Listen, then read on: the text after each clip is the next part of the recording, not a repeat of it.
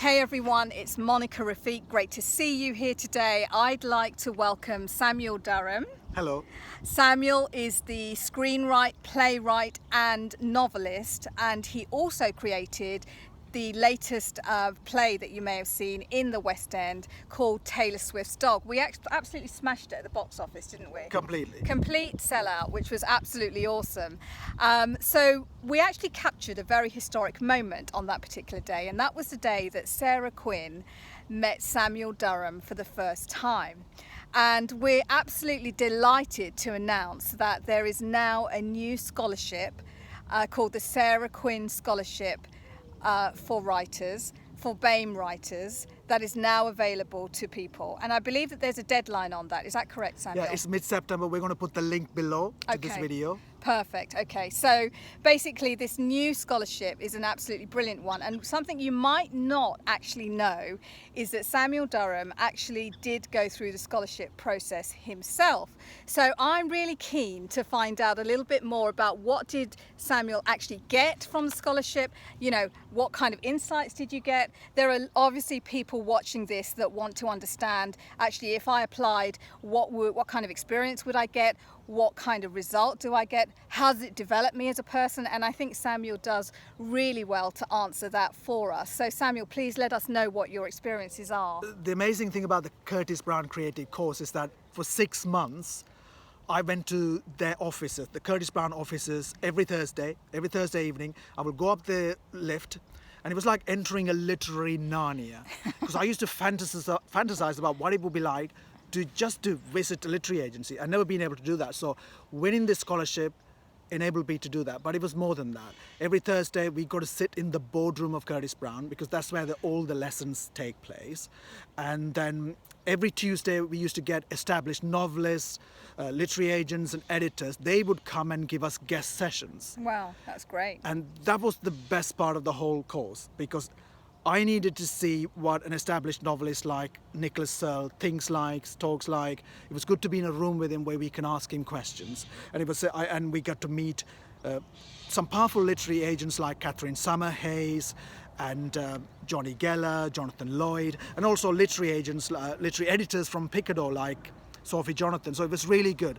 It's being in the same room as those great people enabled me in some way to change the way I look at how I write stories. So can I ask you then, on a more personal level, how did it develop your writing? Because clearly it made an impact of some kind. So it'd be really interesting to get your point of view on that. It really is about finding my own voice. That was the key, because before I went on the course, I used to idolize so many other great novelists, especially Saul Bellow, Philip Roth, Nabokov, Martin Amis, Don DeLillo, John Updike, all those great novelists, and Toni Morrison.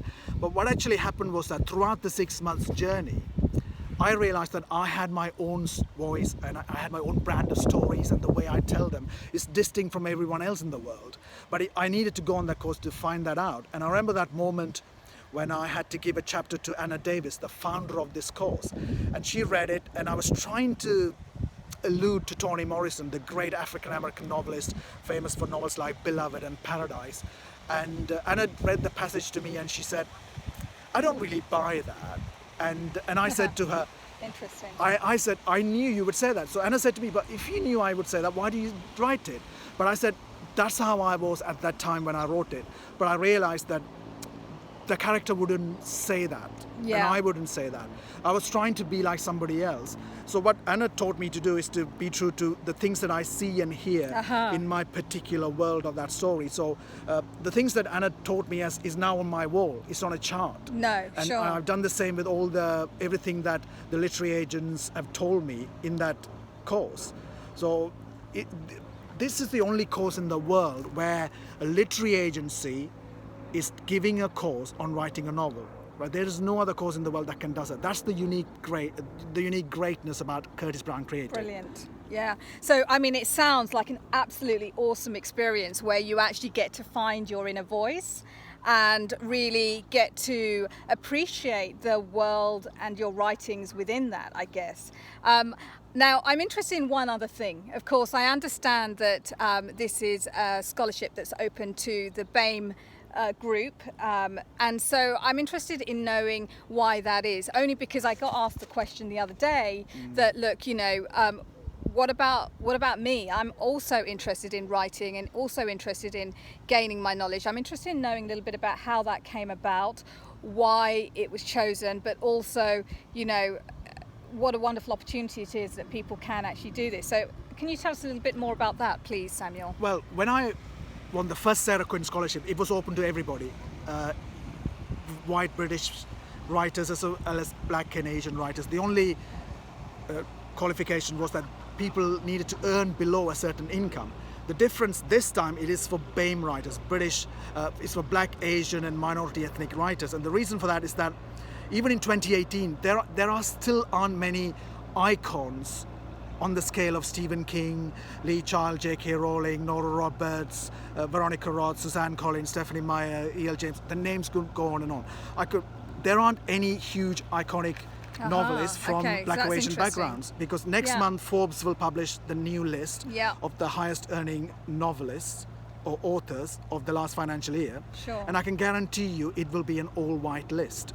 There are no huge big names from black and Asian with black and Asian backgrounds. And so what Sarah Quinn and Curtis Brown are trying to do is to discover the new generation of writers, especially from the young adult area. So is it specifically that? Yeah. This particular scholarship is for young adult writers. So if you have an passion for young YA novels, you should do that. Because the problem that I have is that in Britain there hasn't been anyone who's that huge who becomes a conversation piece, right? Because last year, my favorite novel of last year is this one, The Hate You Give by Angie Thomas. Yes. And she's going to be huge, she's already huge. But in Britain, we don't really have someone who can do this amazing, who can write an amazing book like this. Yes. So what I'm hoping is that through this scholarship, that we, together with Curtis Brown and Sarah Quinn and Catherine Johnson, we can uncover somebody who's going to be the next Angie Thomas, who can be a game-changing player in publishing and in pop culture. Because she's an inspiring figure. So if you haven't read The Hate You Give, read it. And because we need people like Angie Thomas coming up. Sure. So all I want to say really is get those applications in. It's a fabulous opportunity to actually get to work with people in your niche, in your sector, established authors that you can really role model, that you can give ideas to and say, hey, does this work? Does it not work? Give me some feedback. So I'd really like you to get your applications in. And the last word goes to Samuel. So Samuel. Just apply. Don't think, okay, it might not happen to me, but you got to apply. You got to have faith in yourself. There are, in a world of over 7 billion people, you are unique. You have a voice, and if you're from a black or Asian or minority ethnic background in Britain, the stories that you have to tell needs to be told. So take the risk, apply. And because it could be you could be the next Angie Thomas or the next Jason Reynolds who can change and inspire a new generation of writers. So be that person. So just one more thing. If you want to reach out to SamuelDaram, you can do. He's on pretty much all the social media channels, on YouTube, Twitter, Instagram, Snapchat, just started. What else is there? There's IGTV. So Samuel's doing a series on his daily antics, and they are hilarious. So please feel free to connect with him there. You can also connect with myself, Monica Rafiq. I also am on all the social media channels: so YouTube, Instagram, IGTV, Twitter, Snapchat, and various others. So feel free to connect with both of us. We look forward to hearing about how your experience went with Curtis Brown.